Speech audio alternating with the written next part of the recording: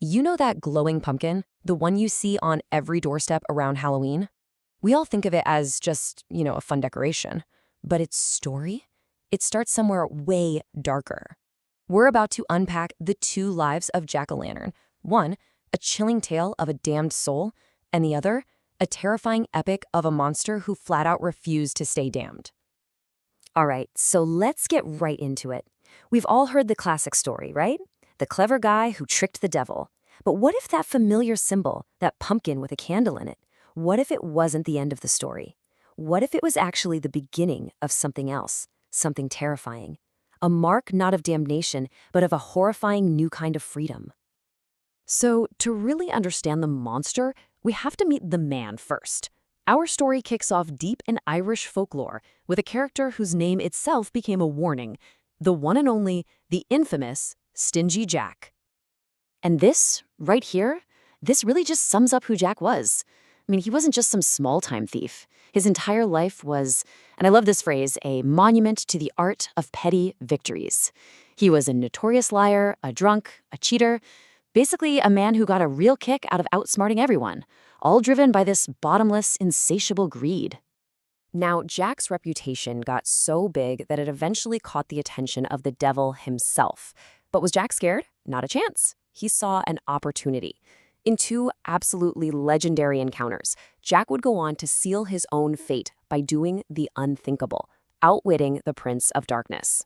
So, the first time the devil shows up to claim Jack's soul, Jack plays it cool. He asks for one last drink. Then, he convinces the devil to turn himself into a silver coin to pay for it. The second he does, bam, Jack snatches the coin and shoves it in his pocket, right next to a silver crucifix. The price for the devil's freedom? Jack gets 10 more years of life. 10 years later, the devil's back. But Jack's gotten even craftier. He begs for an apple, and as soon as the devil climbs a tree to grab one, Jack carves a cross into the trunk, trapping him all over again. This time, though, the price was absolute. He made the devil swear an eternal promise that he would never, ever claim his soul. Jack thought he'd won the cosmic lottery. He'd secured his soul from hell for all eternity. But he never really thought about the alternative. It was only after he died that he discovered the true, absolutely devastating price of being so clever. First, he heads up to the gates of heaven. But, well, a life built on nothing but tricks and selfishness had left his soul, as the old legends say, completely barren.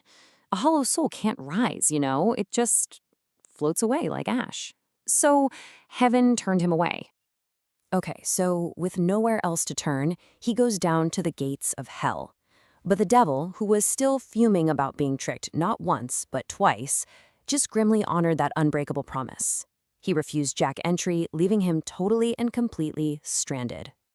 And that was his fate. He didn't belong to heaven. He was locked out of hell. Jack was condemned to the one punishment that would truly break a soul like his, to be utterly, hopelessly alone forever. And as one last cruel joke, the devil tossed him a single burning ember from the fires of hell. But Jack, well, he was resourceful even in damnation. He hollowed out a turnip, popped the coal inside, and just like that, he had a lantern to light his endless, aimless journey. And that's how he became Jack of the Lantern. The original story is a classic cautionary tale, right? It's a warning that a life built on just being selfish leaves you with no real home, just this profound, eternal loneliness. But the story doesn't stop there, not even close. This is the question that changes everything. What if being kicked out by both heaven and hell, by the ultimate authorities on cosmic law, wasn't really a curse at all? What if it was the key to unlocking a whole new kind of existence? And that brings us to Act 2, the second genesis of Jack, straight from the Dynamite Comics universe. This is where Jack's punishment becomes the very thing that forges him into a terrifying new being. See, while he was wandering in that gray twilight space between worlds, Jack had a revelation, a terrible and yet incredibly empowering realization. In a place where no laws apply, a soul that has no master, well, that soul has no limits. To Jack, the rules of heaven and hell suddenly seemed silly. They were concepts for people who needed a master. By being cast out, he was set free from all of it. He didn't despair in his damnation, he actually laughed at it, embracing the sheer, infinite freedom of the void. But this little philosophical breakthrough needed a spark to truly ignite his potential. And that spark came in the form of a broken, celestial being, an encounter that would completely unmake the trickster and give birth to a monster. Out there in the abyss, he finds a fallen angel, a being of pure light that had also rebelled against its master. It offered Jack a path to repentance, but Jack saw a kindred spirit, a kindred heresy. He didn't kneel, he didn't ask for power.